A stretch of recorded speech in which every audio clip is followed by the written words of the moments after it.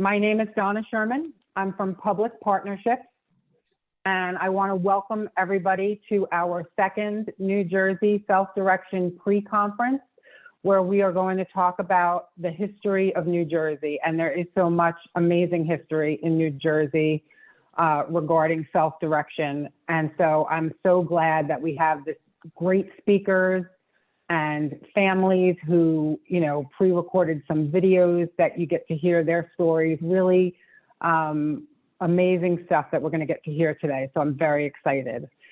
This really, for me, this has been a passion project in that, Marion Salino and I got together at Starbucks to have coffee several times as strangers and really have become professional colleagues and friends, and decided, let's resurrect this New Jersey Self-Direction Conference. It was around before us.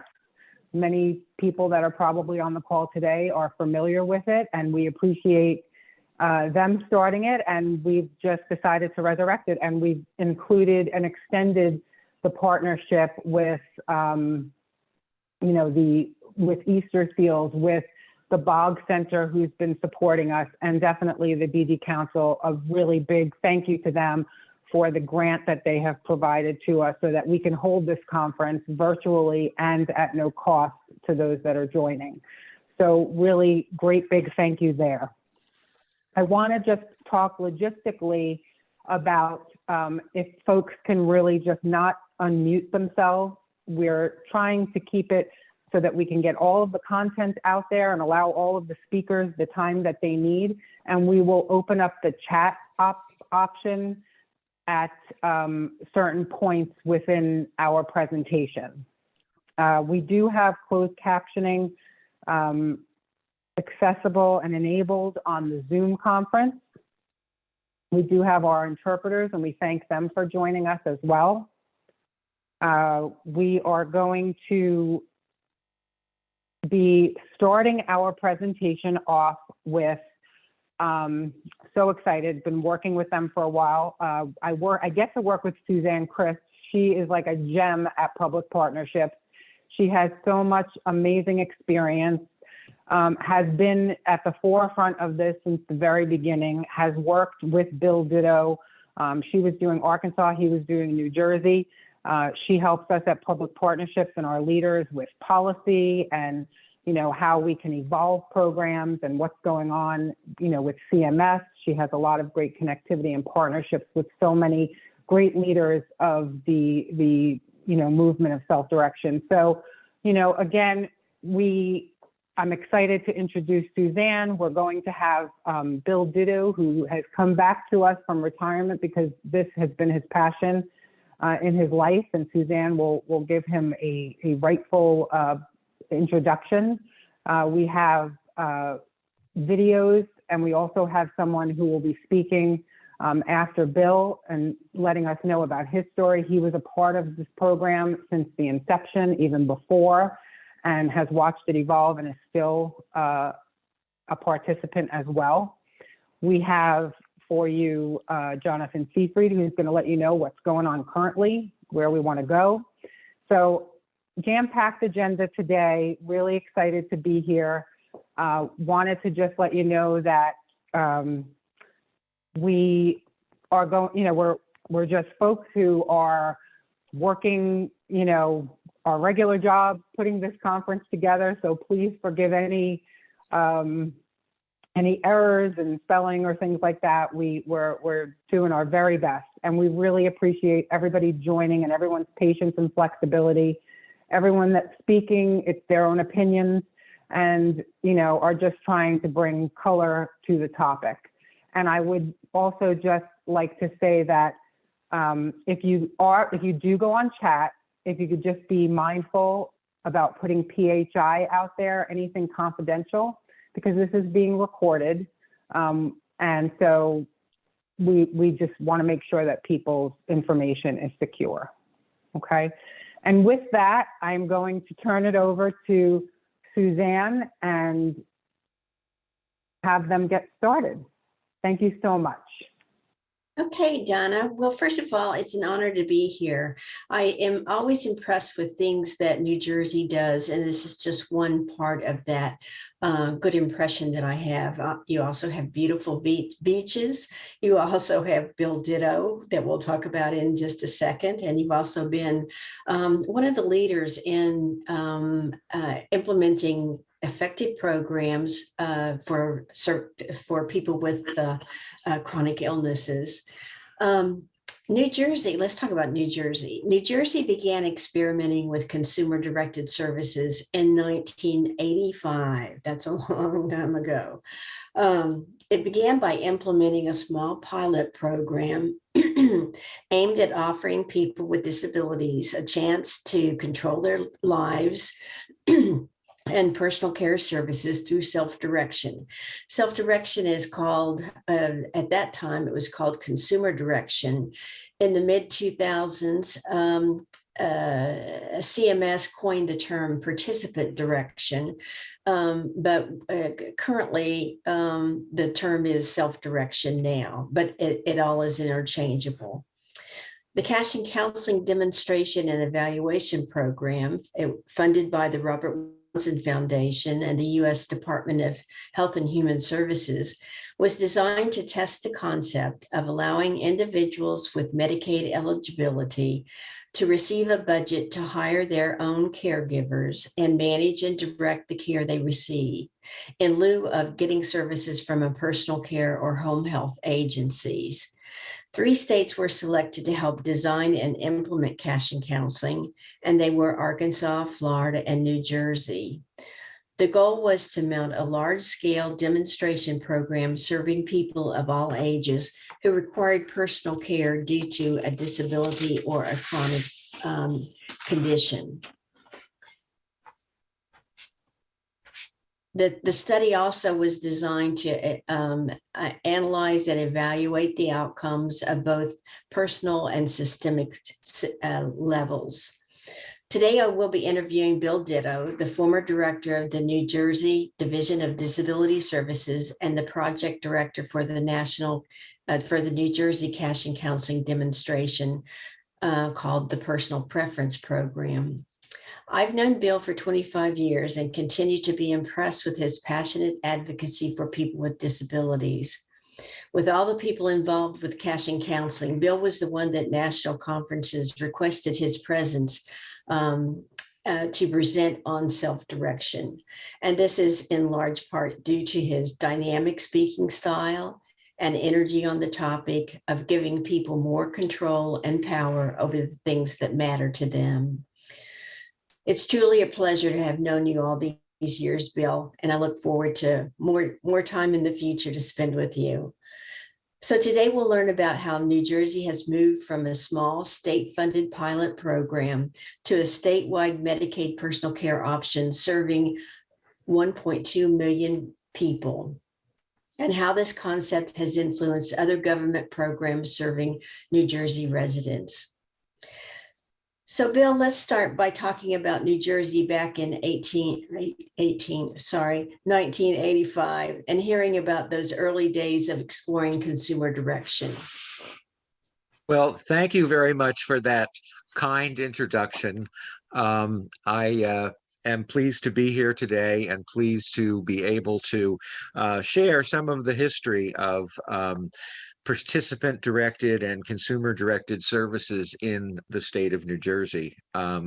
It has been a very interesting period in my life to be able to work on these programs and to see them actually flourish, which, when you mention the number of people who are presently being served in the personal preference program, it's quite gratifying. We have our beginnings really started prior to 1985 in one sense, and that is that at the time that I became involved in this, I was a supervisor of social work for a county board of social services in New Jersey. And one of my frustrations was that many of my clients could only get services from provider agencies And the provider agencies controlled basically everything that happened to people. And in addition to that, they were not flexible in terms of hours of service or when people needed help. And it was very frustrating. And they also, the agencies themselves came up with rules that really had no basis in administrative law or anything else in terms of government. These are agency things that they had come up with policies that were creating a problem. So I got involved with a senator from the state of New Jersey, and also a good friend of mine, John Del Colli, who was then working for Eastern Paralyzed Veterans Association. And we met in a diner in Monmouth County, and we had a discussion about how to do something to make services more available to people with disabilities who, of all ages, who were either working or going to school or otherwise preparing to work or volunteering actively in the community. And so we managed to get a piece of legislation through the state that created a pilot program. And I'm using some terms here that people would now consider somewhat offensive. So just bear with me because this is historical. It was called the Personal Attendant Demonstration Program, because back in those days, that's what people were referred to as personal attendants. We don't use that term anymore. But we started out with 10 counties in New Jersey. And of course, there are 21 counties in New Jersey. So this pilot was intended to see, how could this work? How would it happen? How would it be done? And one benefit to us was that the state legislature allocated money to us to do this project. So it was purely state funded. We hadn't gotten involved with the Medicaid programs yet. We were a state-funded program, and we were aimed at serving people who did not qualify for Medicaid coverage because of income or assets, and who wanted to and needed to have more flexible services. So that pilot in 10 counties was quite an undertaking, and the New Jersey Department of Human Services really had been unaware of the legislation. And so they came to me and asked me if I would entertain coming to the wonderful state capital of Trenton and working at the department to implement this 10-county pilot. And so I took up the challenge because I thought this is really something I have my heart in and something I think could make a big difference.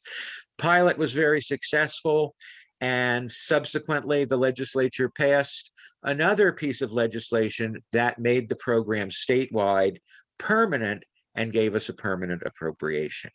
So that's what was going on in 1985. Wow, that's amazing. So New Jersey, I know in California and in Massachusetts, they had a form of self-direction, but it sounds like New Jersey was the forerunner of self-direction. And today it has one of the largest programs in the nation. So we're real proud of New Jersey.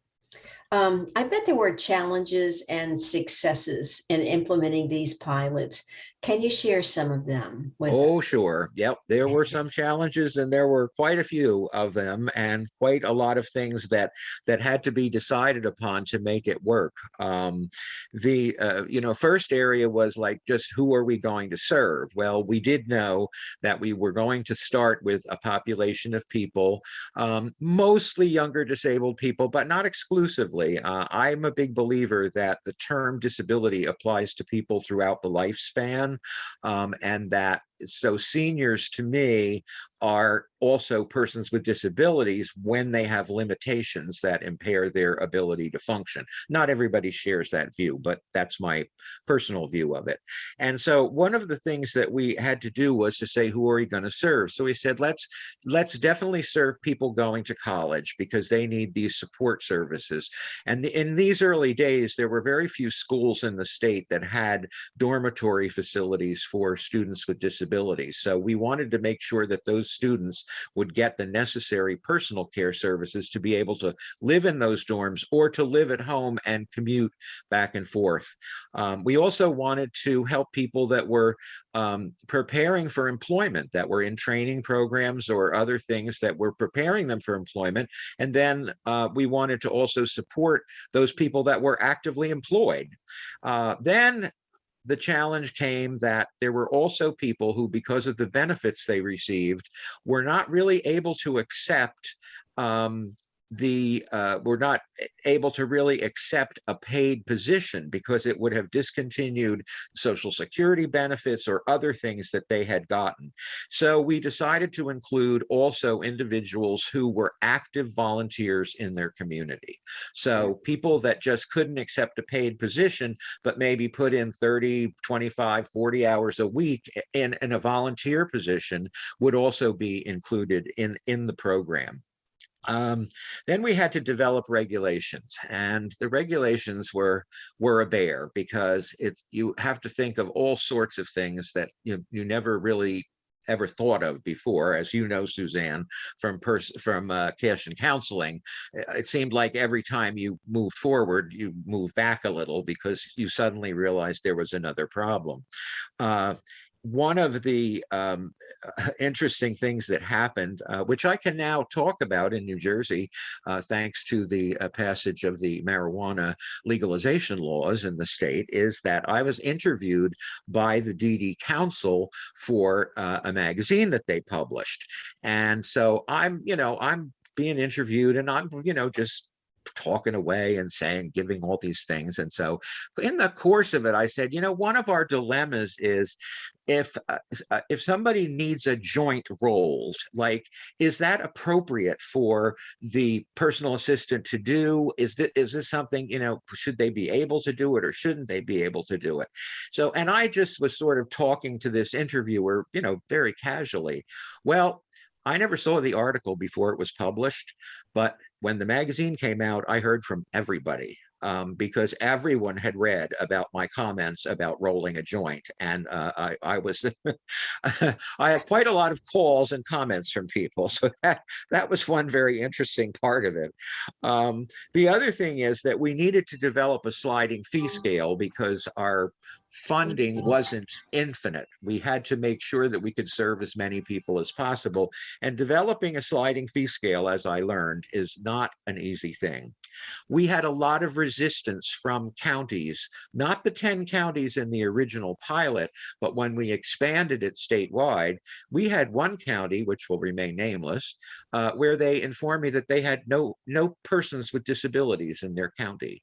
So I found this quite amazing. And we had really, I and several people that I hired had to go all around the state trying to convince these county government officials to let us implement the program, in their county. It was like pulling teeth in some instances, but we got through it. I think that we came out the other side with a program that was solid, a program that worked, and we were very happy because we were using a model in which the individual was actually hiring their own people to work for them of their choice. And then they were sending in basically an invoice or a timesheet to county government. And then county government was issuing a check to them. So this was great. And we were like, oh, this is, just what we wanted. This is just how we envisioned it. Until the Internal Revenue Service became involved and landed on Union County in the northern part of the state and informed them that they were in violation of IRS regulations. and that these workers could not be considered independent contractors. And all of a sudden, we were faced with a real problem. One by one, every single county moved back to hiring agencies to deliver the service rather than having the consumers select their own employees. And it was very, very difficult, but we were determined to continue on. We tried to work with home care agencies and personal care agencies who understood what we were trying to do, and we had mixed results. But nevertheless, this program exists until today and is still serving people who do not qualify for Medicaid personal care services, but who may get some Medicaid personal care services, but not a sufficient amount to meet their individual needs. Fascinating. Thank you, Bill. You know, one important thing, and we'll probably touch on this as we go through our questions, but one important thing that Cash and Counseling did do is it kind of cracked the egg for how to manage employment law and regulations, labor law and IRS. And so for that, we'll probably Sue Flanagan to thank for actually figuring all of that out. So that's good. So let's move on to Cash and Counseling. Why did New Jersey want to participate in this program? Well, I'll tell you, there were a number of reasons why we were very enthusiastic when the Robert Wood Johnson Foundation announced that they were going to select a group of states to mount a national demonstration program with an evaluation component. And because we had been working in this area, we basically thought, gee, we're well positioned to do this. And the reasons that we got into it have a lot to do, I guess, with my experience in working with people and in working with and looking into the future as well. First of all, one reason was better use of resources. We really believed that we could make better use of Medicaid dollars if we were in a position to allow individuals to manage and hire people of their choosing to help them. I was also aware that even in those days when Cash and Counseling started, there was already a worker shortage going on. Now, it wasn't as extreme as it has become, but I looked into the future and I said, the baby boom generation, of which I am a proud member, is marching forward. And we are going to end up in a situation where there are not enough people there to provide care in the formal system. So we need to be looking at a new workforce, a workforce composed of family and friends and neighbors, and any number of different people that one might come into contact with. I also wanted to increase customer satisfaction. Our clients in the Medicaid personal care program, which was a very long-standing program in New Jersey, really had a frustrating time because for many people, they needed a few hours in the morning and a few hours in the evening. They didn't need anybody in the middle of the day. But the way agencies structured their services, which I understood from an economic standpoint, they wanted a block of time, 3 hours, 4 hours, 5 hours, whatever. But this doesn't really meet the needs of people.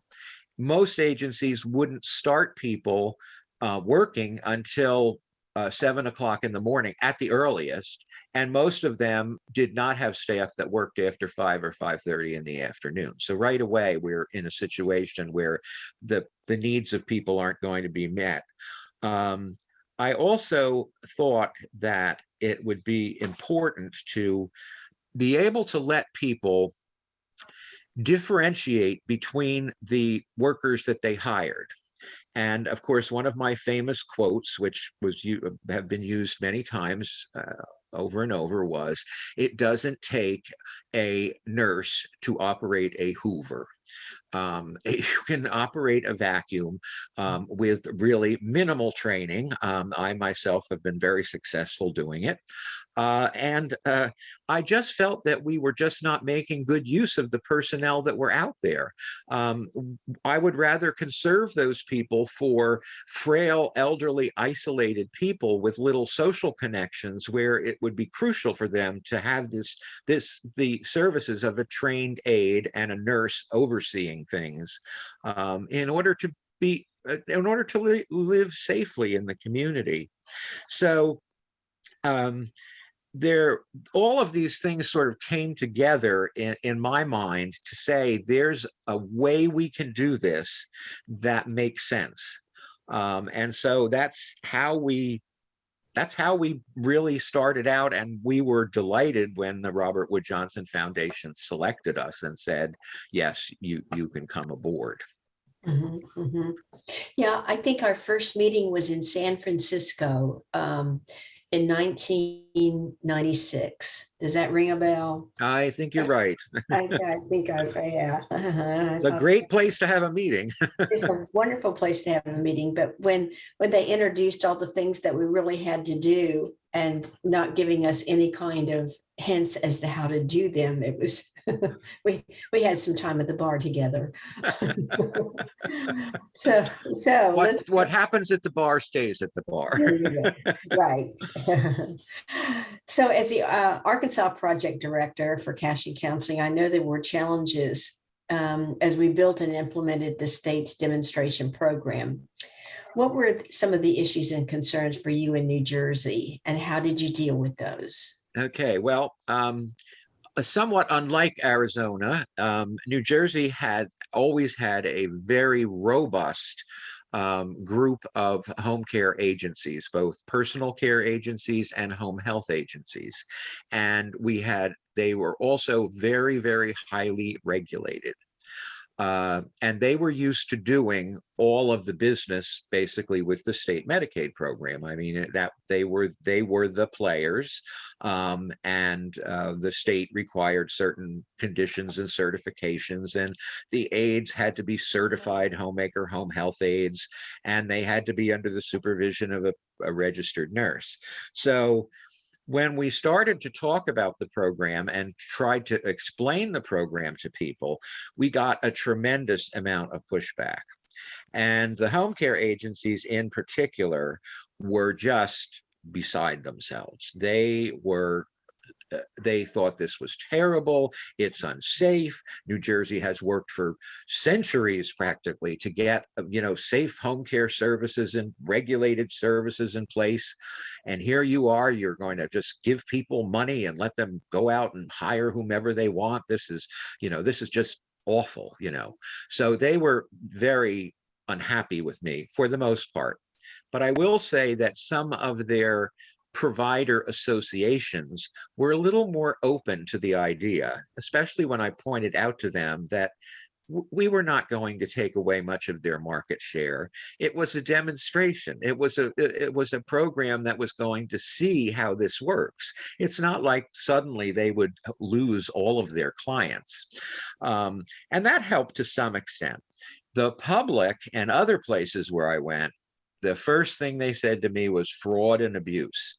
You're giving people money, they'll be in Atlantic City, they'll be drinking, they'll be hiring prostitutes, they'll be gambling, I mean, really, it was, and they were just, this is the most irresponsible thing I've ever heard, and I've ever heard of. I can't believe the state is so doing this ridiculous thing. So it took such a long time to convince them that we are smart enough to know how to build safeguards into programs. And as you know, Suzanne, we did struggle to figure out just how to do that, which is how we really got to the point of having, fiscal intermediary services and what we called it bookkeeping support, basically, for people, so that they weren't actually getting the cash, but they were managing a budget. And that was an important distinction. Once we started telling people that lessened some of the problem, when they understood that there was somebody who was that the individual wasn't getting cash to, just go out and do whatever they wanted to do. I think also we tried to send out a message that the people that were going into this program were people that really need this help. They are not going to be using this money for anything else when they need daily, consistent help. And we also tried to point out that they could stretch their dollars much further because they could hire one person to do the food shopping and the laundry or operating the vacuum cleaner. They could hire another person who did the personal care services, where the relationship between the individual and the personal care employee is a crucial factor. And so we got around, some of that, but it was very hard to get people to understand the kind of safeguards that we were building into the program. We also had people who felt that this program was something that would not last, that it was something temporary. It'll just be a demonstration and then, it will go away. So that's kind of, when we first implemented, that's kind of, those were kind of our biggest issues. And I will discuss another issue, but when we talk about the evaluation component for the project, that was another thing of concern. Okay, so let's move to the evaluation component. Mathematica Policy Research, which is a big think tank, it was responsible for the evaluation. And there were many rigorous things that state administrators had to make sure were involved in the design of the program, design and implementation of the program. So it was quite a crucial component of the demonstration. And there were some stumbling blocks, of course, but in the end, the research results were extremely positive. Can you talk a little bit about that and your thoughts on the research evaluation findings? Well, I think probably the biggest stumbling block for us at the beginning was the fact that the evaluation had been designed as using a randomized controlled design. And this was actually, from a research standpoint, extremely important, because in order to inform public policy and in order to assure people that this program model, that this service delivery model was a good one, we had to have one group of people who continued to receive the regular agency-based services and another group of people who were in the demonstration. It's very hard in human services to do a randomized controlled design study, because what we had to do was we had to interest people in the program, as you know. We had to get them to sign up affirmatively that they wanted to participate. And then we had to let them know that their information was going to be sent in to the research center, and that a computer would randomly assign them either to the treatment group, which is the people that get the services under the demonstration, or the control group, the people that actually, were going to continue with agencies. It was painful. It was difficult. It was, it impeded our enrolling people in the demonstration. People would call me up on the phone and say, my next door neighbor got into this program. Why didn't I get in? I'm just like her. There's no difference. And I had to try to explain this randomized thing to them, and it was just it was very it made things very difficult. And New Jersey had a very slow enrollment, to be perfectly honest, because I think a lot of people were turned off by the idea that they had a 50-50 chance of ending up, and some people were really desperate. Some people were not getting the services, the level of services that they should have gotten. And I think in Arkansas you had definitely seen that people were going without services, who should have been getting them, who had probably been approved for them, but never got anything. And in New Jersey, people were more likely to be getting some service, but they weren't getting service that they were terribly happy with. However, it was worth it in the long run. because the results of the research were splendid. There was a decided increase in satisfaction, not only among the individual who was receiving the service, but also the family members and others who were providing the services to them. Much greater satisfaction. There were much better health outcomes for the people that were in the treatment group. They actually had less hospitalizations, they had fewer nursing home admissions, and they were most often able to remain in place and continue their lives in the way they wanted to. We also found that people were using less medication than before, which was somewhat of a surprising outcome, but nevertheless a good one. People were not going to emergency rooms as frequently because they were getting the care that they needed the way they wanted it. And the other thing is, we knew that once we got past the evaluation, we would be able to throw the gates open and invite all the people who had previously gone into the control group to be able to participate in the demonstration. And for once, we could all hold our heads high and say, this is something that really works. This is something that is helpful. It's something that is doable. It's something that's manageable. And it's something that we have to be doing at this time in our history. It didn't make sense to do anything else. There were other countries, European countries, that were way ahead of where we were in the United States with consumer-directed or participant-directed services. So I think that was, and you might want to chime in if you're thinking of other results from the research. Those were my highlights. I think you covered them all. I know in Arkansas, when we looked at utilization of more expensive services, for example, ER visits and hospitalizations, they were down about 17% because people were actually receiving personal care that they were assessed to need. And those services prevented the use of high-cost services then. Right. So, and Donna, I think we have time for one more question, would you say? Yes, I would. I was just, yep. Okay. Okay. Go ahead. Yeah. So let's go to the last question, Bill, and thanks so much for all of this valuable information. Listen, I'm so pleased to do it. Yes. In your opinion, what impact did the success of Personal Preference Program have on other services and supports for the people of New Jersey? Well, I have to tell you, this is one of the projects that I worked on that when I retired, I felt like I had really accomplished something in my professional career.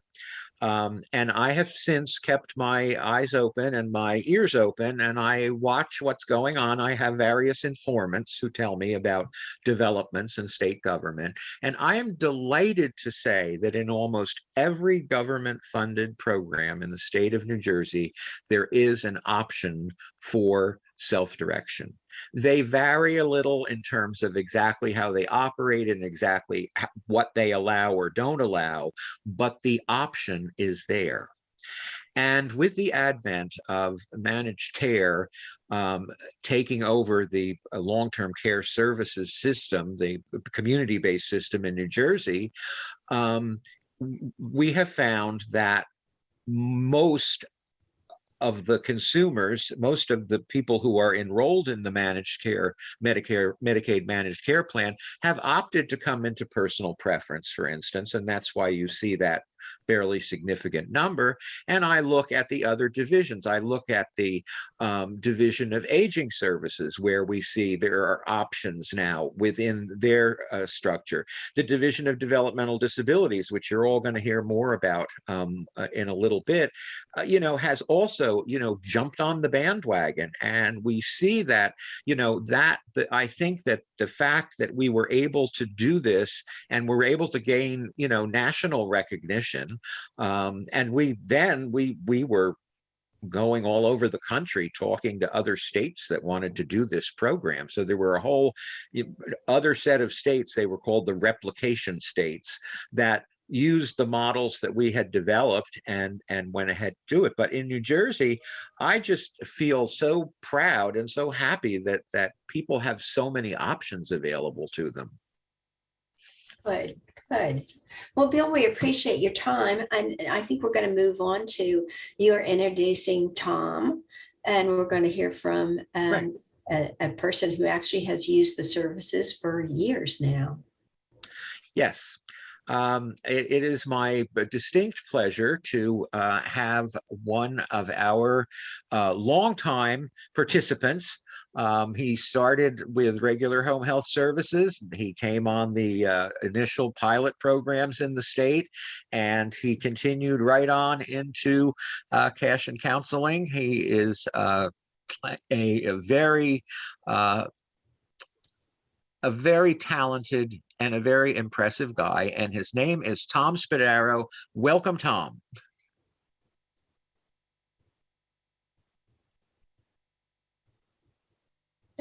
You're on mute, Tom. One second, Tom. Yeah. You're, My hands you're are too fast. Okay, you're all right now. You know, You're all right. paralysis gets in You're the way. But anyway, yes, thank you very much, Bill, for everything that you've, all your ideas and the hard work that you and Suzanne and everyone else done over the years. It's made a huge difference for all of us. And but it just, you know, I had flashbacks of some of the things that you were just saying about the how it was. You know, I had spinal cord injury back in 1979, and in 1980 I was able to come home. So I did live in an institution for a year and a half. So I learned the how your quality of life or lack of quality of life was like living in an institution, and then coming home. But then coming home to home care, which was great to go to an agency, but it was really cumbersome. The rules that the agencies had were just so they just drove you nuts because you were just so stuck in your bedroom. And so, you know, in 1985, when we first had the idea, I was in one of the counties where they allowed the self-direction, and it's when I graduated high school, I was able to go to college, and it gave me the ability to start lecturing in schools, and I did it for 27 years. And being able, being limited to an agency for so long was very challenging. Trying to find the right people, and if you could find anybody at all. And then finally, when it was able, opened up to hiring whoever you needed, or if you had people in your home. Where, for instance, I had my family members doing most of my care for me. And they were the ones who deserved to be paid. And I had neighbors who take care of me, and others. And so finally, it just evolved to where I was able to hire people who take care of me anyway. People who knew me, it was much safer that way with my care.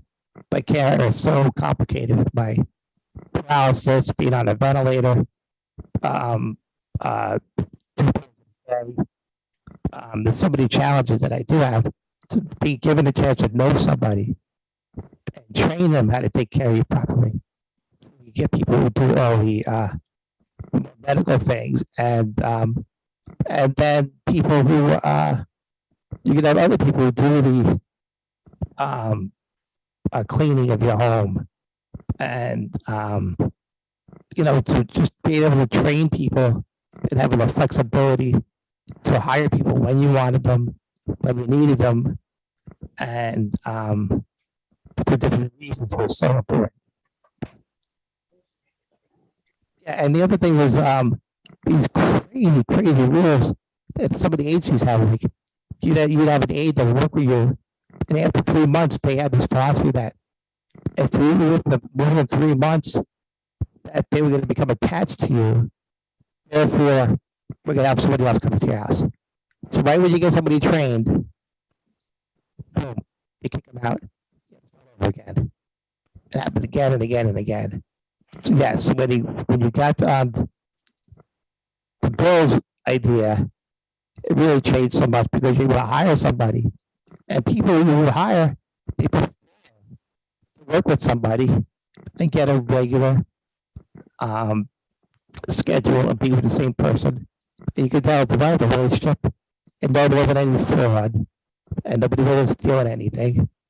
The thing that what it was given was the opportunity to go to college, the opportunity to work, the opportunity to advocate for the disabled community, the opportunity to speak to legislators, to inform them.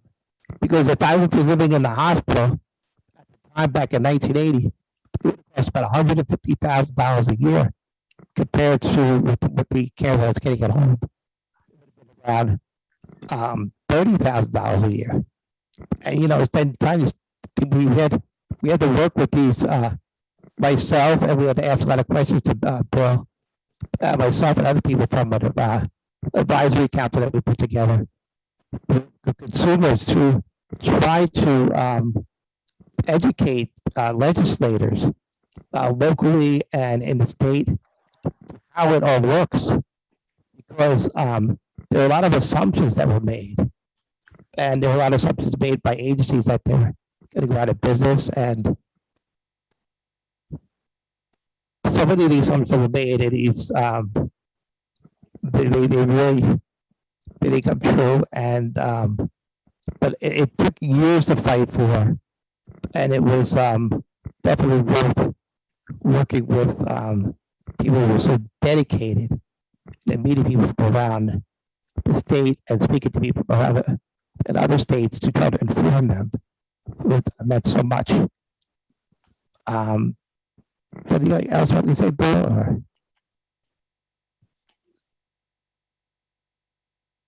Thank you so much, Tom. That was great. We really appreciate you taking the time to share your personal story with us. Okay. And thank you to Bill and Suzanne. I couldn't ask for it to have been any better. Now we get to have that history stay with us as this was recorded. And I don't think we've ever been able to have that before. And now that technology will allow us to do that, we'll have it for years to come. So thank you. I am going to pass the baton over to Patricia Brennan, who works at the state. She is the manager of the waiting list, as well as the new education team to educate on self-direction. And she has done an outstanding job in getting others to provide us their personal stories, which she will share with us shortly. Thanks, Tricia. Thank you, Donna. So my name is Patricia Brennan. I am here to talk to you a little bit about self-direction and its evolution throughout the Division of Developmental Disabilities. So as we move forward in the future of self-directed services, we want to provide you about how it evolved in the state of New Jersey's Division of Developmental Disabilities. It started with the Family Support Act and then moved to Self-Determination Initiative in the late 1990s. And our service system delivery began to shift. Part of the impetus for this was the findings from the Developmental Disabilities Planning Institute regarding the fact that many families were not looking for residential placements or placements in traditional day programs, but were on the priority waiting list for both day and residential services. At that time, the circular had the priority waiting list was for both day and residential services. People were using it for more of an insurance policy and not looking to have those types of supports. We're looking for more person-centered, community-based options to be available to folks. In the fall of 2002, I joined our central office staff to be part of the Governor's Inclusion Initiative team. And at that time, there were only 2 of us who were part of, besides division leadership, who were part of that team. In October 2002, I actually have all notes from that meeting. And there was a core group of family members that came to the division. And they wanted to discuss the Governor's Inclusion Initiative and clearly stated that if they were provided the funding and the resources, that they could do a better job of self-directing the services and supports to meet the needs of the people that were served by the division. Our goal at that time was to listen and assist in establishment and implementation of new policies for systems change. From that point forward, we began to work in partnership with families, self-advocates, stakeholders, national experts, and many others to begin to move the system as people were reached on the priority waiting list, as they moved from school entitlement to our eligibility services through the division, as they're part of other pilot projects, and eventually we moved it to our fee-for-service system where we are today.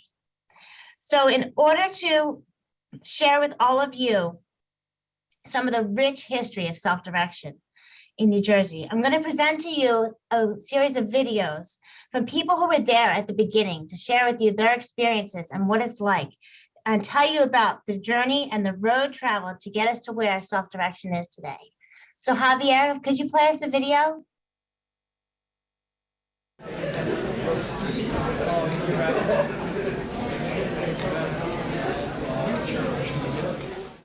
Hi everybody, this is Aaliyah De Silva and I'm Lorraine De Silva Lee, her mom. We'd like to start by talking about the history that New Jersey has with innovation and inclusion of families in the processes that impact the lives of people with developmental disabilities. Right, Leah? We started in 1993 with our advocacy around the Family Support Act. And we were one of the first families that were included in writing the regulations to that act. New Jersey has historically empowered families and people with disabilities. Then in 1996, 1997, we were invited to a meeting to hear about self-determination. And I took Aaliyah because I didn't think it applied to Aaliyah. Self-direction seemed like for people who could speak up for themselves. And since Aaliyah does not use words to speak, and yet she got a lot to say, I didn't think it applied to her. New Jersey had something called the Governor's Inclusion Initiative, which was a pilot program that we were involved in. And then in 2012, when we went to meetings around self-directed supports, it gave us the option to move Aaliyah from the family home. That transition was difficult, but yet we knew it was needed. She was able to move into her own place. This is her place. And she tells us with every ounce of her being how happy she is to come home every single day, to have that awareness that this is her place. She smiles, she sits up tall. She is incredibly happy with the music that's always playing, with the way that it smells. This is Aaliyah's home, make no mistake about it. As we've been going through this process, we have had so many memorable moments. And so a few that I want to share with you is the language, right? Self-directed services has a language all of its own, right, Leah? We know what fiscal intermediary means now, right? And what the heck are person-centered tools? Well, we know about that too. That's part of our everyday language. Realizing that there were so many people across the state who also wanted something different was another memorable moment for us. We were so happy to learn that we were not alone in what we had envisioned a life could look like for Leah. And the last memorable moment I want to leave you with is the opportunity to be able to identify staff based on characteristics that bring out the best in Aaliyah. Thank you so much, Carolyn. Thank you, April. Say bye, Leah. My name is Mary Canua. I am a parent and advocate for people with developmental disabilities. My involvement with self-direction began with advocacy and system change that began over 22 years ago. My friend Monique Wilson, who worked for the Council on Developmental Disabilities, called one day and asked how things were going with my sons. Back then, children were registered with the division, and if you were fortunate then, when your kids were home, you got maybe 20 hours of respite a month. There were not many services and supports options for our kids that when they left the education entitlement too and entered the adult system. Monique pulled together a group of parents, a diverse group from all over the state, to meet with DDD leadership and tell our stories. We met in a large room. Over 30 families were there. One by one, we told our stories to the two ladies in DDD leadership, who at the time were Carol Grant and Kathy Palshow. They were gracious and listened to each and every one of us tell the challenges we face daily. And by the time we finished, those poor ladies looked like they were exhausted. They wanted to implement change, but we were all looking for, but it was a huge undertaking. So from that initial meeting, the core group of people were invited to the table to begin to plan system change. We had numerous meetings and stakeholder events. DDD partnered with individuals and families to create meaningful change.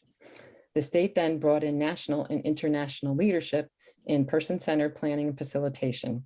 Patty Scott, Michael Small, Mary Lou Bourne, Lynn Siegel, just to name a few of the many who came and basically trained parents, families, providers, whoever wanted to learn. I took person-centered thinking and planning training through the learning community, and it was life-changing.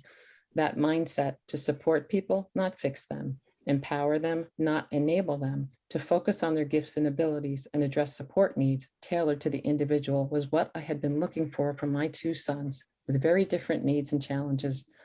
It's what I've been looking for their whole lives. Individualized services and supports are to be designed for the person, not making the person fit the services. That's what person-centered planning and thinking and self-direction really is all about. Not making the person fit the service, but designing the service to fit the person with their preferences, wants, and needs. The person also is to be included in everything through the planning process, maintaining that plan and having ownership of it, having the ability to change it when needed, and the person in charge of the words being written about them, the services they want, and the life they choose to live. I leave you with one of the statements I heard over and over again then, and I hear it now. Nothing about us without us. That's what self-direction is truly all about. Thank you. Hi, my name is Natalie Trump, and I'm a family member. My daughter Marie was born with an intellectual and developmental disability. The history of self-direction began for me 20 years ago. I was invited by the Division of Developmental Disabilities, DDD leadership, Kathy Palshow and Carol Grant, to join a family group that would be working with them to create a systems change in New Jersey. This really piqued my interest. And why I came to the table was because the services that were being offered to Marie was not what she wanted. It was a siloed system, and Marie did not want a day program. She wanted something different for her life. I really appreciated DDD had always asked us for our input and suggestions. And this mighty family group worked hard, hand in hand with DDD, to change the system. Kathy asked me what Marie wanted, and I answered, give Marie a budget and we'll show you what we can create. And she did just that. We were committed to building a person-centered, self-directed system with choice, freedom, and responsibility. DDD had brought in national renowned person-centered thinking trainers, Michael Small, Mary Lou Bourne, as well as the mentor trainers from the Boggs Center. They provided trainings for individuals, families, DDD staff, and provider organizations, teaching us the skills and tools to build a person-centered, self-directed system based on people's interests, what was important to them and for them, their hopes and dreams, as well as how to best support them. Our family group wore many hats during the early 2000s.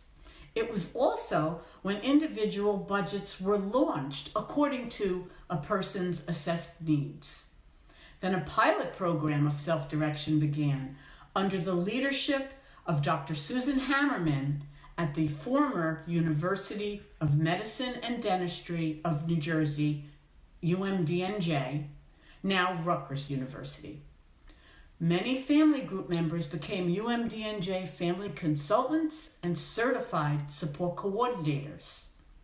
Several family members from our group and DDD staff became person-centered thinking trainers, hosting training classes for all. We built the systems change one county at a time, doing orientation meetings for individuals and families, sharing our knowledge. They got to meet with their assigned support coordinator and DDD monitor who'd gather the information, creating a plan for their loved one. They were able to self-hire staff who could take their loved one out and about doing things they enjoyed and so much more.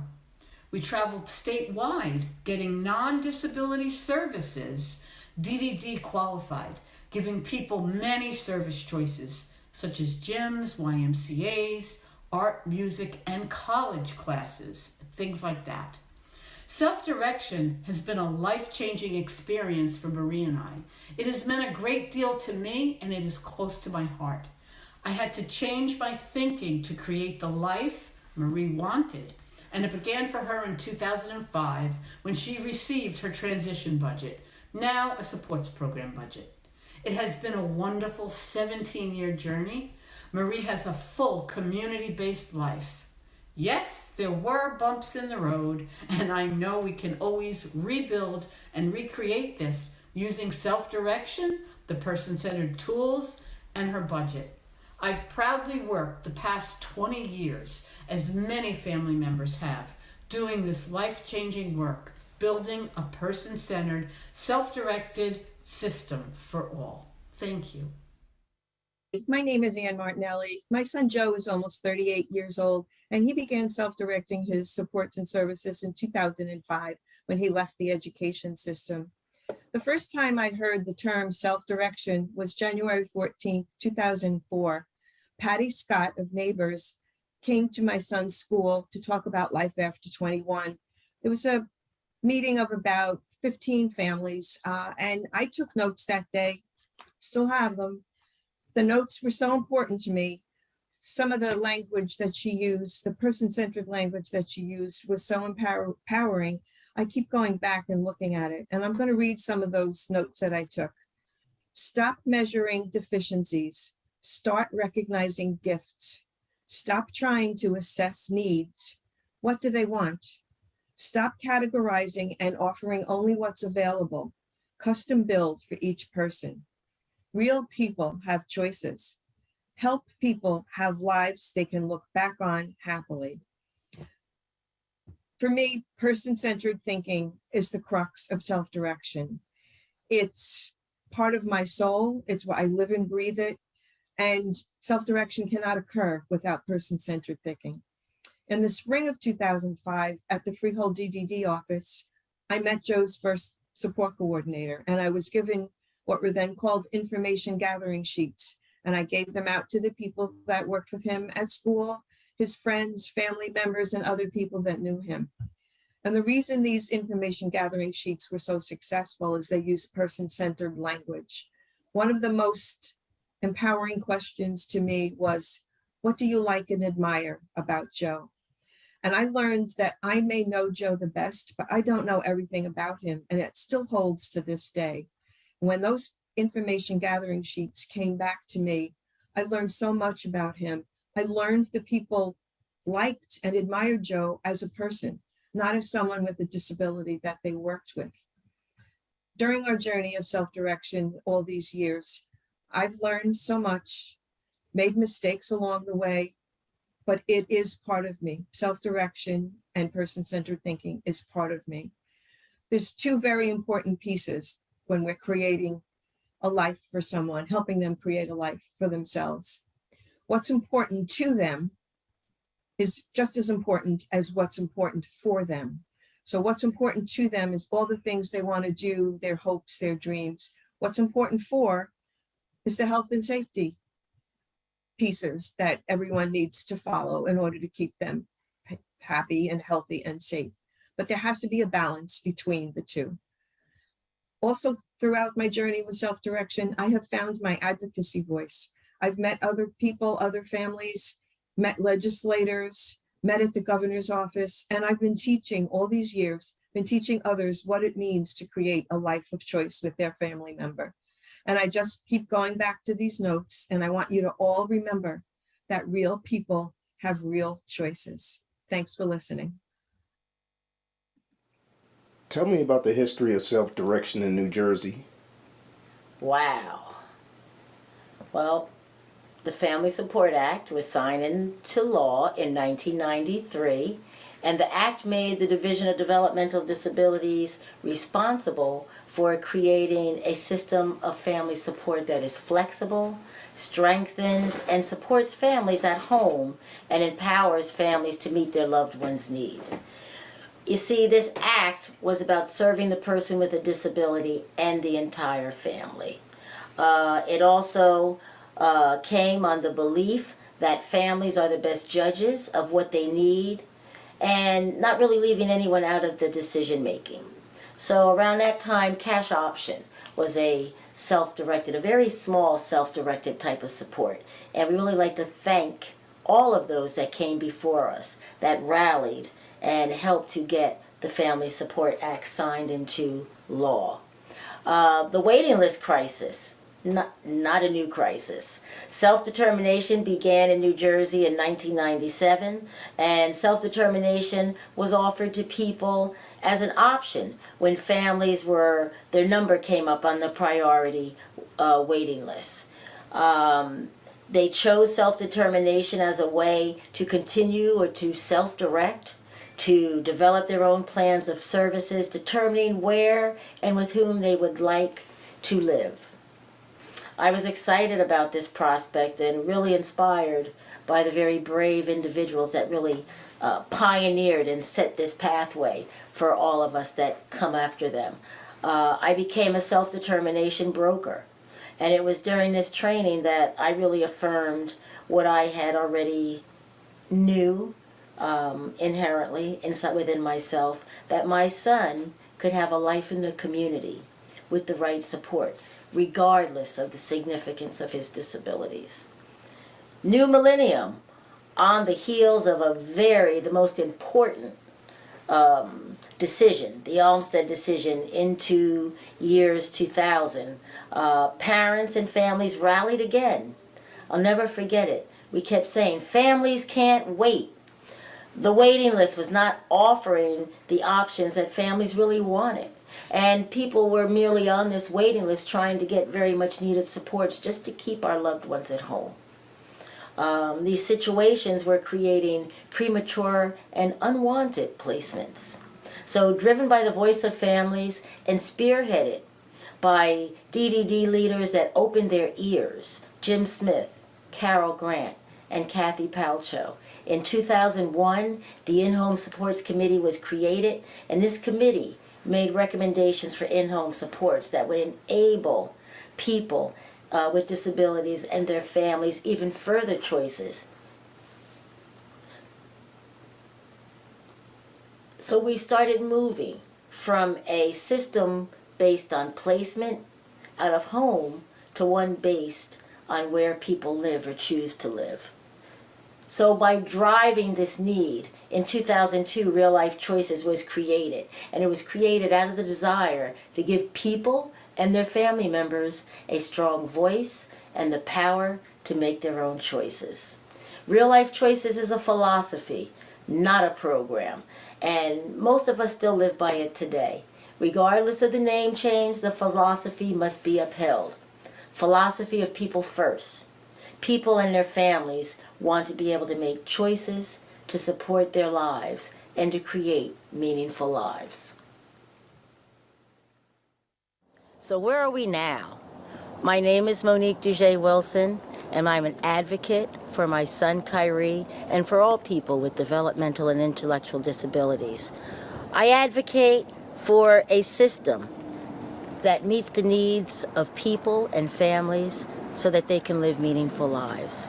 In 2004, Kyrie became the first recipient of Real Life Choices in New Jersey. As I mentioned, we are the people who were the waitlisters with significant challenges, yet just wanting to have supports to keep our family members at home and in the community. Now, at 36 years old, What is life like for Kyrie?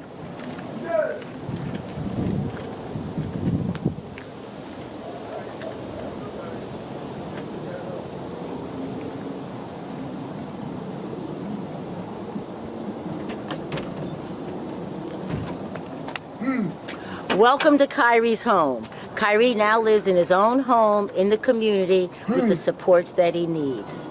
Now, it's not perfect. We're still in the trenches, ensuring supports follow the trajectory of his lifespan. But it's 20 years of self-direction. I opened up the first Real Life Choices Self-Direction Conference 20 years ago with my co-hosts, Advocate Lauren Valenta, Assistant Commissioner Ken Ritchie, and CEO Patty Scott of Neighbors. So what's next? What do the next 20 years hold? Here's to meaningful lives.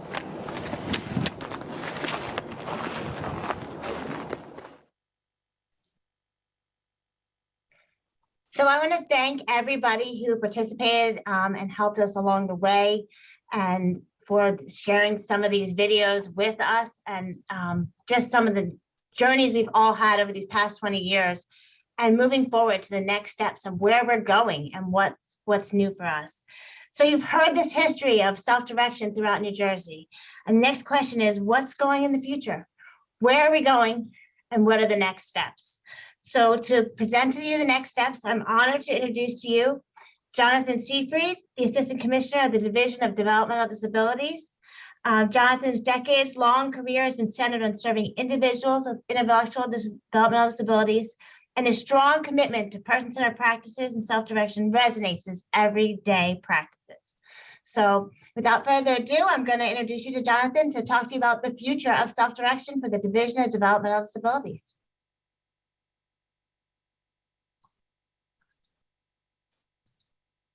Can you guys hear me okay? All right, thank you. Yeah. So good afternoon, everybody, and welcome, welcome everyone. As Trish said, I'm John Seyfried, Assistant Commissioner at the New Jersey Division of Developmental Disabilities, and I'm honored to have been invited here today to speak with you all, and I'm humbled by all of the panelists today. The experiences described and relayed for Mary, Natalie, Monique, Lorraine, and others that aren't panelists today are invaluable to us.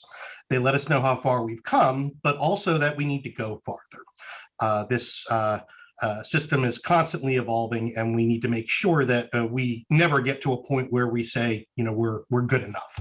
We always have to make sure that we're striving to move forward. I started here at the division in 2001 when self-direction was new and still getting its legs. And it's amazing to see how it's grown over the years and to hear directly from those who spearheaded its formation. It's truly a humbling experience to be here today. There's nothing more powerful than speaking to individuals with different abilities and their families to really hear how things are impacting them.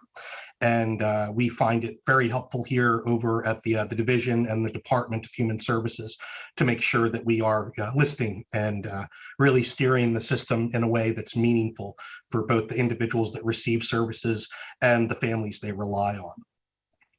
So as you've seen, self-directed services offered by the division have a rich history in advocacy and partnership, and they have been constantly evolving over the last 20 plus years.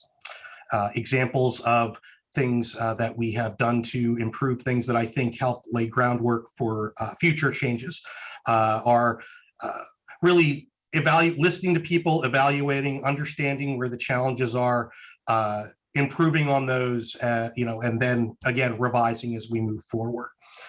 So I know that some of the other panelists have spoken about the waiting list and, the late 90s, early 2000s with things.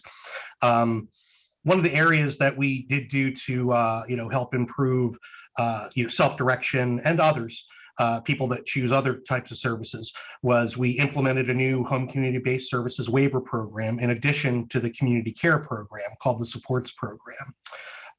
That program was critical and remains critical to this day, as it allows every person eligible for DDD services, not enrolled on the community care program, to be on that waiver and benefit from the assignment of a support coordinator, an individual budget, and be able to select their services.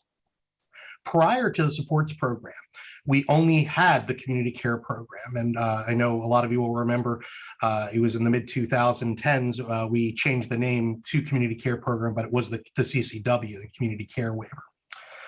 So that meant, without the supports program, thousands of people that were receiving services from the division had a very limited set of services. I know that Mary mentioned, maybe respite monthly, but that was about it. This moved the division forward to address that so that everyone under services could have the same type of access to services. Another area that we did that supports self-direction that we want to make sure we continue to nurture and support is choice and care manager through support coordination. That's another change that we implemented to support persons with different abilities. It's much more flexible for those that remember than the previous system of state-assigned case management. As if an individual wanted to change their care manager, there was much less choice back then. Now we offer much more flexibility. And in that system, if somebody wants to change their support coordinator, they're calling that care management, they can do that. And there are choices of support coordination agencies in New Jersey, and we continue to nurture that support and service because it is a linchpin within the system. We also late last year increased the rate paid for support coordination because we did recognize as time had progressed that we needed to do some adjustments to that rate to make sure that that was adequately compensated. So we were happy to have success in doing that. We also moved towards the publication of program manuals for our community care program and our supports program. Those provide written standards around service provision and budget allocation. And before that, the division did not have written manuals. The CCW was available online, but it wasn't necessarily the friendliest document in the world. Again, it only applied to the people that were enrolled in that. So if you were not on that program, it, really, as Mary said, respite was something, there were some cash option pieces, but now we're able to offer a more robust service menu for people that are looking to self-direct their, or use provider managed services. We've also been able to offer increased choice of provider and the ability of a person to more freely design, for example, their employment and day services. They can also more easily change the services they receive as their needs change throughout their lifespan, which is key. Because just as anybody, will change throughout life and their needs are going to adjust. Sometimes you're going to need more support, sometimes less supports, and sometimes different supports. And there needs to be that ability to adjust things. And that's another area, as we've moved into the new system that we have to do better with and make sure that we're continuing to sharpen things, but we are able to adjust services in a way that was not possible 15 years ago. The division also actively engages with stakeholders around our manual updates and other policy decisions. We find this to be a very important aspect of things, and we've learned from our predecessors who helped spearhead self-direction and want to make sure we keep that line of communication open. Some of those changes that we've done, we've added flexibility around parent, spouse, or guardian to be able to be a self-directed employee. We got feedback from those people that self-direct and others in the system that budget flexibility is needed. So we did look in our latest manual iterations at adding some increased budget flexibility around our certain services, goods and services, environmental modifications, and vehicle modifications. These areas can have higher per service costs than other services. So we wanted to make sure there was an ability that if there was funding left in another portion of the budget, that wasn't the individual family supports line, that could be accessed. And we continue to analyze things and talk to people and get feedback to see how we can involve further in that area and others. We've also streamlined the DDD eligibility applications, allowing persons already receiving services through the children's system of care to not have to present all their eligibility paperwork a second time at DDD. We know that moving into the system, moving out of the educational system into the adult system is stressful. There's a lot of things that are different.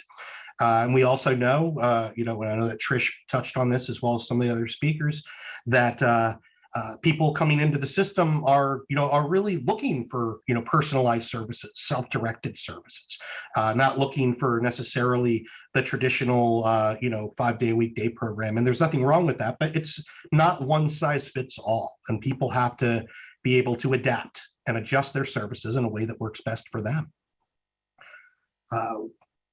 Also, finally, just as another example of service adjustments, with the advent of the new waivers, supports program, community care program, we were able to add services to help keep people at home. We were able to add occupational therapy, physical therapy, and speech therapy to our waiver programs as habilitative services. Previously, they were only available as rehabilitative services through insurance, and that did not provide the best environment for somebody to maintain their abilities. So we were happy to be able to make those adjustments. Moving on to some other areas related to supporting self-direction and that speak to our future and how our trajectory and where we're going is in 2019, the New Jersey Division of Developmental Disabilities joined 19 other states in the National Community of Practice for Supporting Families and adopted the Charting the Life Course framework. This is made possible through a robust and close partnership with the New Jersey Council on Developmental Disabilities and the Boggs Center. The Community of Practice was established to build statewide capacity to better assist and support families that include a person with an intellectual and developmental disability across their lifespan. Our goal as a member state is for people with with disabilities and their families to be empowered to communicate their vision for a good life, and for professionals and systems to ask the questions, listen, and act on strategies to help them reach their vision of what life that they're looking for. The Charting the Life Course framework was created to help individuals and families of all abilities and all ages develop a vision for a good life. Think about what they need to know and do, identify how to find or develop supports, and discover what it takes to live the lives that they want. The framework is the keystone for supporting a community of learning that champions transformational change through knowledge exchange, capacity building, and collaborative engagement. Another adjustment that we've made is our expansion of the Agency with Choice self-directed employee fiscal intermediary model. This was previously open to persons converting from our interim system to the fee-for-service system. As of February of this year, it is now available to all persons served by DDD who choose to use self-directed employees. And this is in addition to the current the model, the vendor fiscal employer agent self-directed employee model administered by public partnerships. Having these two models provides another layer of choice so that people can choose to self-direct and select the model that works best for them. I should note that both Easter Seals, who operates Agency with Choice, and PPL, who operates the vendor fiscal employment agent model, are here today as partners in this conference, and we're thankful for all they do to support people with different abilities in the state.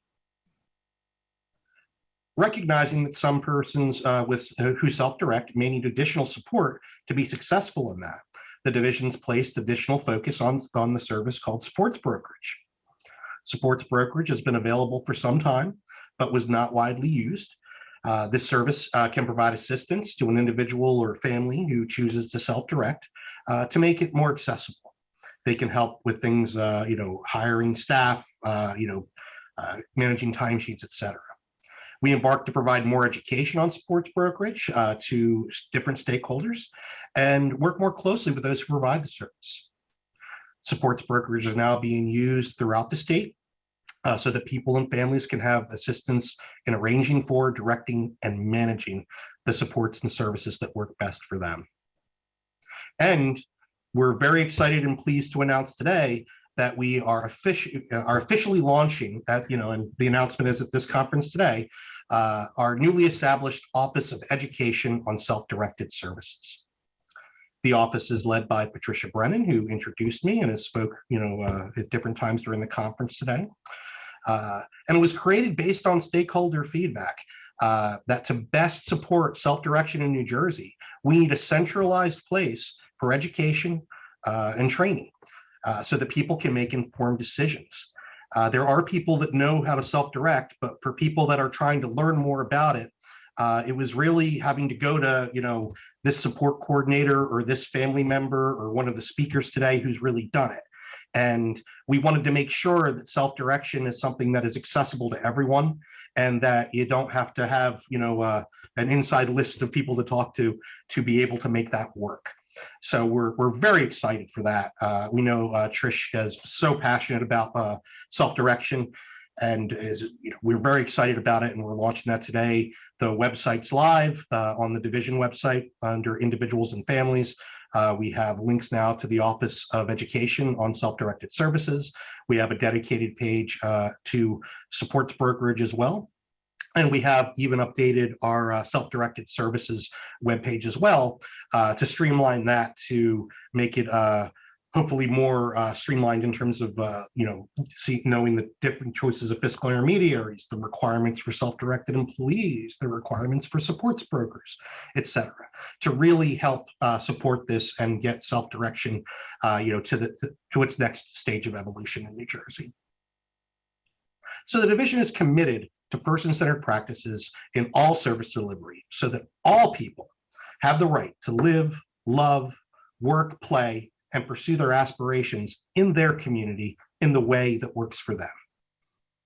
We aspire to adapt even more person-centered practices and self-directed opportunities throughout the service system as we move forward. So I want to thank you all for your time, your advocacy, and your passion to ensure that persons with disabilities have a choice to self-direct. And I thank you all for your time.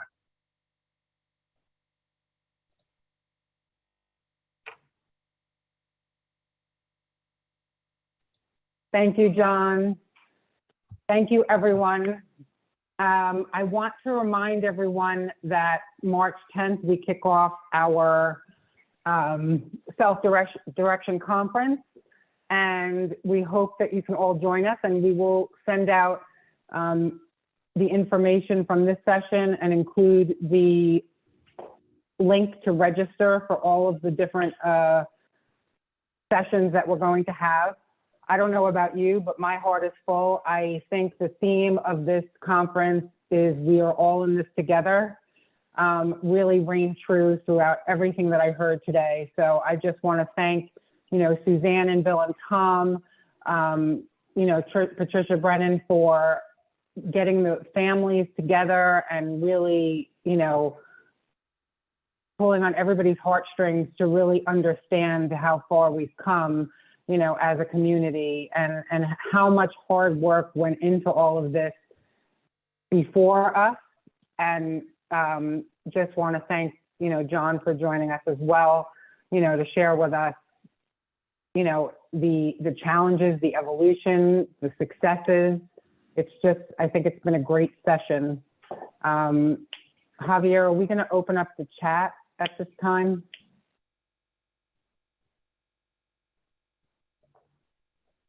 Yes, we'll open it. I'm sorry? I said, yes, we can open it. Give me 1 second. Okay. So I know this meeting goes to 1, so we can open up the chat for any questions, but please just keep in mind that no personal information.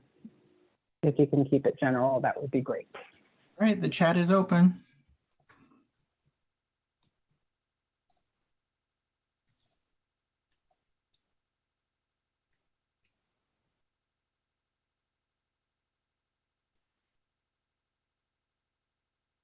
Now, Javier, I don't see it, so So John, this sounds like a question for you or Patricia. What is the purpose of the Office of Self-Direction? I'd like to give it over to Trish. Sure, it's to provide education and assistance, technical assistance to anybody who is seeking it throughout as stakeholders.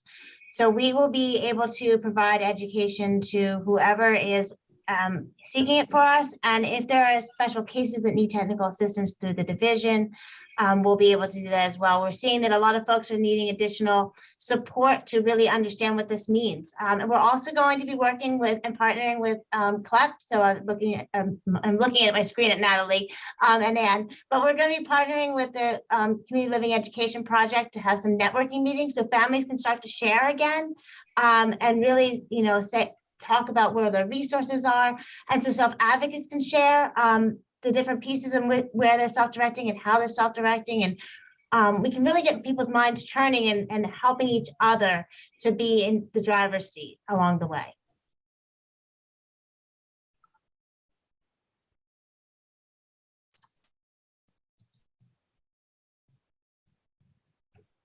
There's a question there that I think, is probably going to have some personal information to it. So maybe Trish for Miss Yates, you could take down her information.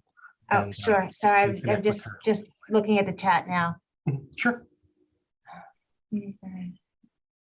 Tricia, this is Marion. Yeah, let us know how. I mean, it looks like some of these questions, I mean, obviously all of them are very important and we thank people for raising them. Some of them sound like it might be better with post-conference kind of more individualized follow-up, but we'll follow your lead on this. Just let us know how to best, how you want us to best respond. Sure. So what I can also tell you is that we do have an email address that was now officially, as of just now, we have an email address for our new Office of Self-Directed Education, and I can put that in to everyone to email. I'm going to get send this to everyone to our new email address. I have it right here.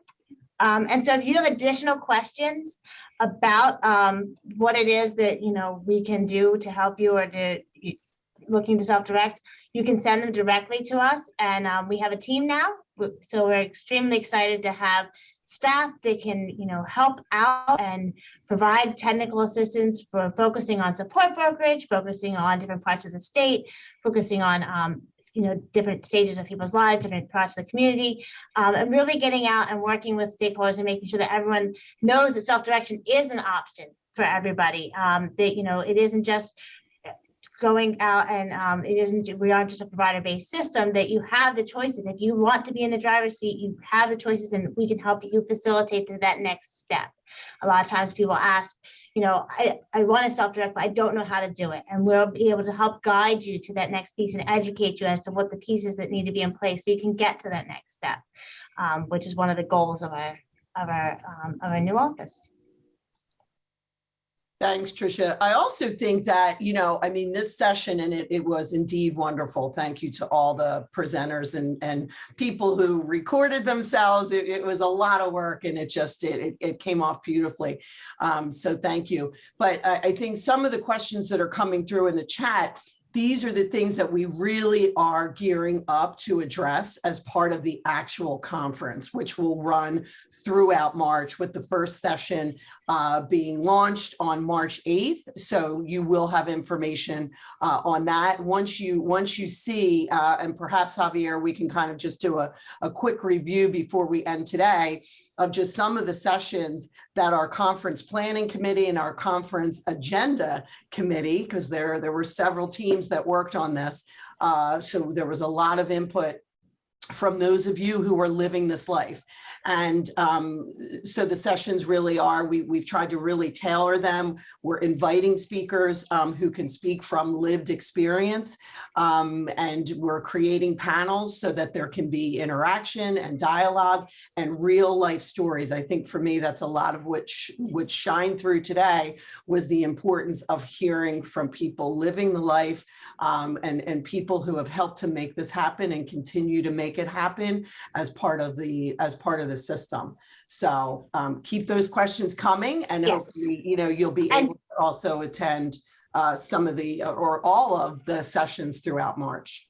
And just to add to that, some of the sessions that are going to be happening, there's one in which we're going to be talking about some of the trying the life course learning tools and how they can be utilized so that we can better enhance a person figuring out what their next steps and their trajectory are and how they can utilize the integrated support star. There's also going to be one on selecting services, one on support brokerage, managing your SDs. We're going to have some really great conference, topics where people can really learn from others who have been there and doing that. And also know that, we do have this new email address and we can work towards, really educating the various stakeholders and to use the guiding tools to really help people in benefiting their responsibilities of self-directing their services. So we're really going to be engaging now that we have a whole team of people that can help go through this process so that people can be better educated for the next steps.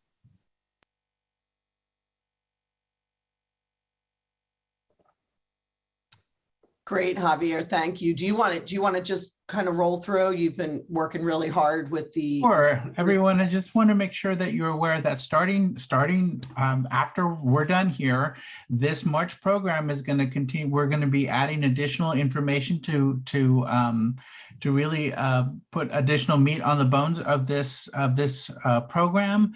But as you can see, it really starts exactly with what Marion was stating. Is really about sharing information about sort of what does it take to do effective self-direction from the perspective of the people who are living it on a day-to-day basis.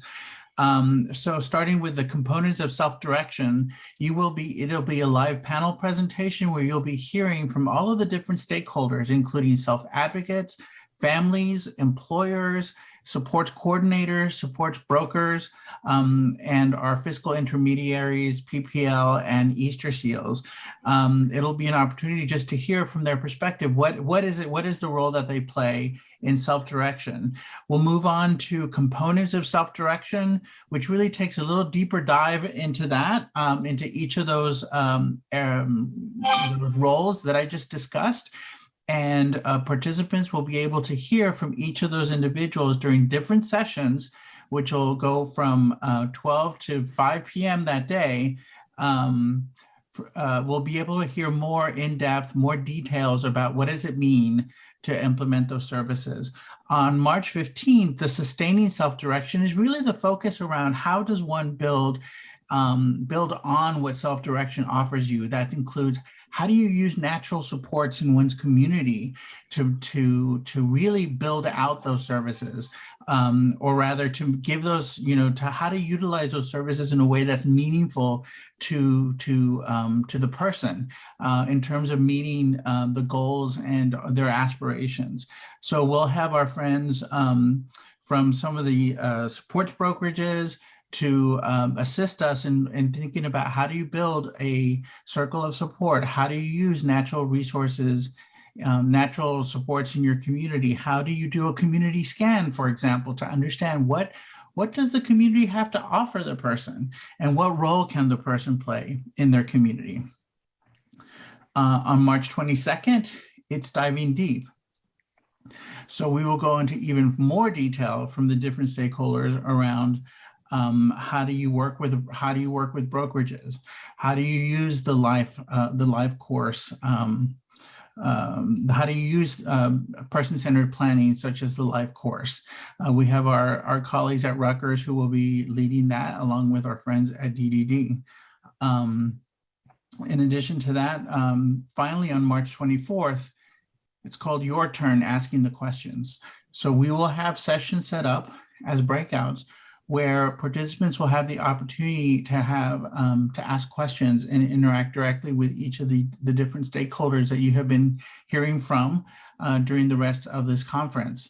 That's an opportunity to ask detailed questions around how do things work? How do we address particular issues and challenges?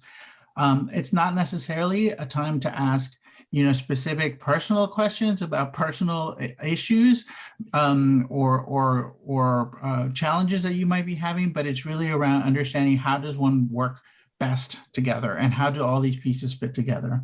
And finally, we'll have a closing keynote by a self-advocate who will wrap this up. And we hope that ultimately that this conference offers everyone not only to reinvigorate everyone in regard to self-direction, but also highlights the amazing work that has been done over the past and what is now at DDD and in this community to support self-direction, so that people who living with disabilities and their families in New Jersey can lead the lives that they want to lead. So I'm here to answer any questions by email or via the collaborative and around the conference. But I'm going to invite you all to look out for additional information that will be coming out in the next few days.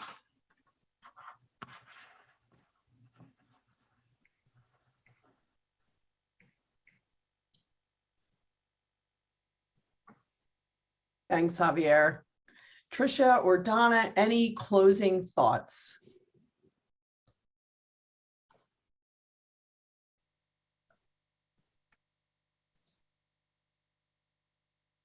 I mean, I just want to thank everybody for participating and for letting us share this journey along the way and hear the history, and for those who've been participating with us for the past 20 years. And I'm excited for the future.